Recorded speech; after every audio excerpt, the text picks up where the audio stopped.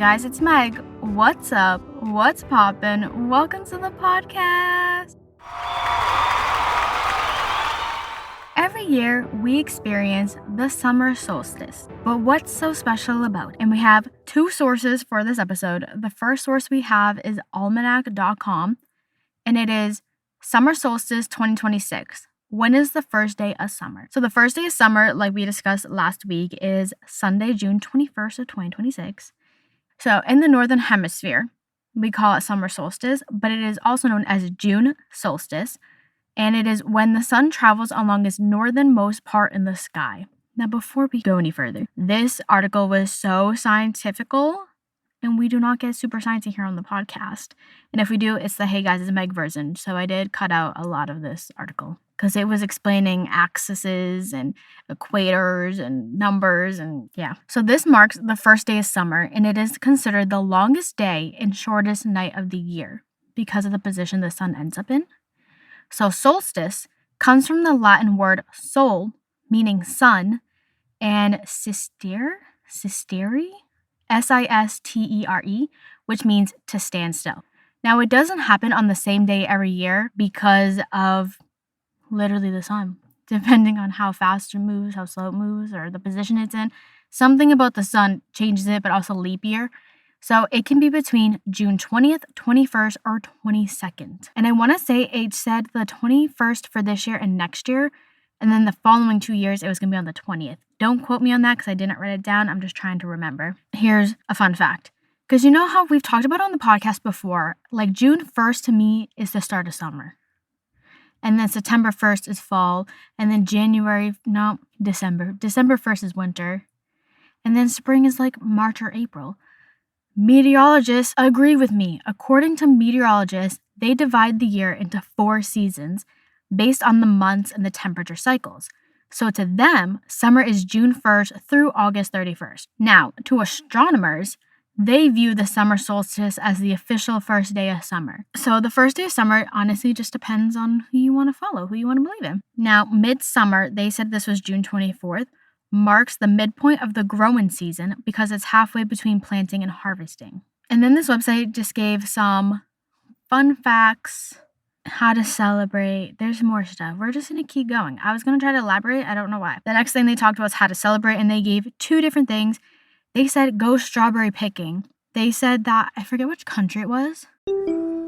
Hey, what's up? It's Editing Meg. I also don't know why my mic sounds like this. I've been playing with it for the past 20 minutes and I'm aggravated, so we're just dealing with it. The country they referenced was Sweden. But they celebrate by eating strawberries. And they said strawberries are significant because in June we have the strawberry full moon. And then the other thing they said to celebrate is to have a solstice even bonfire. And last week we just did a summer superstitions where we talked about bonfires and cultural beliefs behind them. So for fun facts, they're like sciencey fun facts. They weren't like true fun facts. They said the solstice does not bring the earliest sunrise.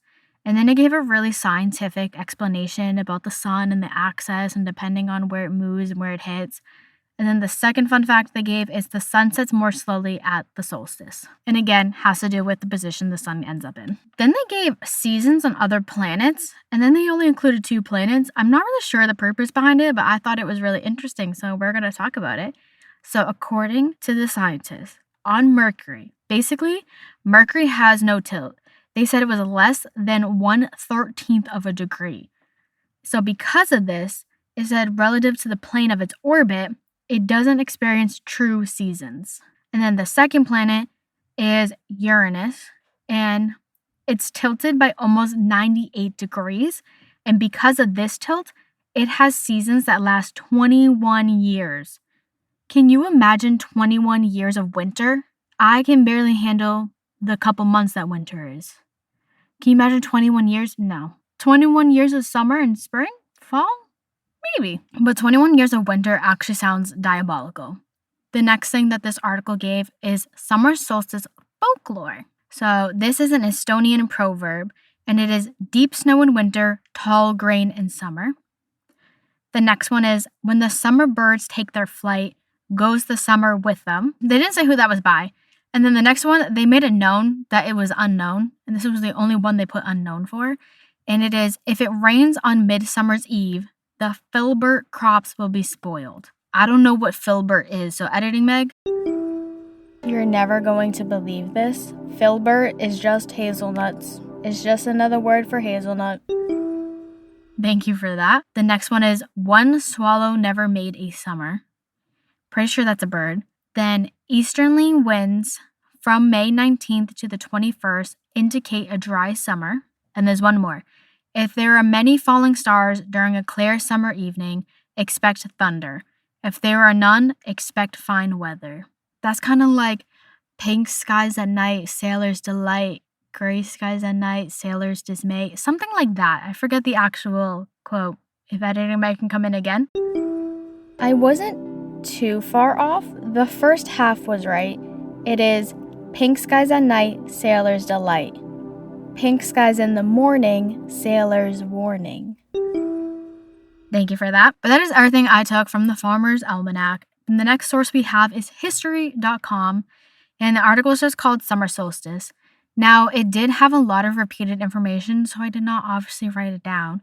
But they were saying that humans might have observed the summer solstice as early as the Stone Age. They said cultures around the world still celebrate the day today with feasts, bonfire, picnics, and songs. Neolithic humans might have started to observe as a marker to figure out when to plant and harvest crops. In ancient Egypt, the summer solstice matched with the rise of the Nile River, so it said that this could have been used to predict flooding. I forgot to mention, I kind of just took facts from this article.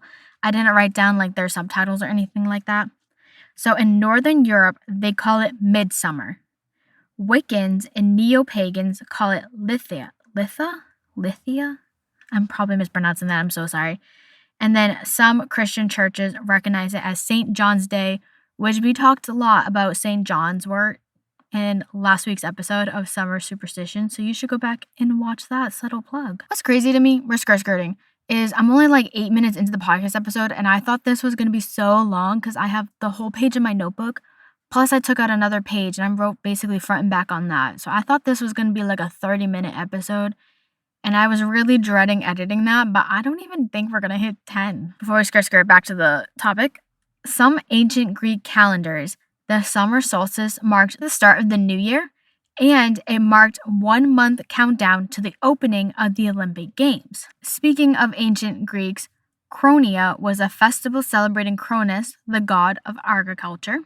Agriculture? I can never pronounce that word. Ancient Romans celebrated Vestilia, which honors Vesta, the goddess of the hearth. I feel like last episode I sounded like I said earth, but it's hearth. In ancient China, the summer solstice was associated with yin, the feminine force. It said that their festivities celebrated earth, femininity, and the yin force. Ancient Northern and Central European pagans celebrated midsummer with bonfires. And then it said, in modern day, people still celebrate with bonfires, flower crowns, to name a few. And that is everything I took from these sources. Apparently, I talked too fast because we're already done with the episode, which is crazy. I thought all that research was going to take me way longer to get through, but I guess not. And that's okay. But the thing is, a lot of the information I was finding, we actually talked about last week in our Summer Superstition episodes. It was talking about the bonfires bring good luck. It was talking about the ashes. It was talking about the flower crown, so I didn't want to repeat information again, even though I probably could have, because maybe you didn't see last week's episode. But if you didn't see last week's episode, what are we doing? Go watch it, please. But before we end the episode, we're going to use our affirmations. We're using another new one. This one, I decided to do Star Seeds, Wisdom for Spiritual Growth by Nari Anastasia. I thought the star seeds would be perfect because we're talking about summer and seeds and planting and growth and change and new. You see where I'm trying to go? Anyways, let's cue some ASMR shuffling that's never ASMR shuffling, but maybe one day it will be. I'm actually so excited for summer to start because I'm ready for the warm weather. I want beach days. I'm so excited. I feel like every year I keep telling myself I'm going to go to the beach more, and then I don't go to the beach more. But I want to change that this year.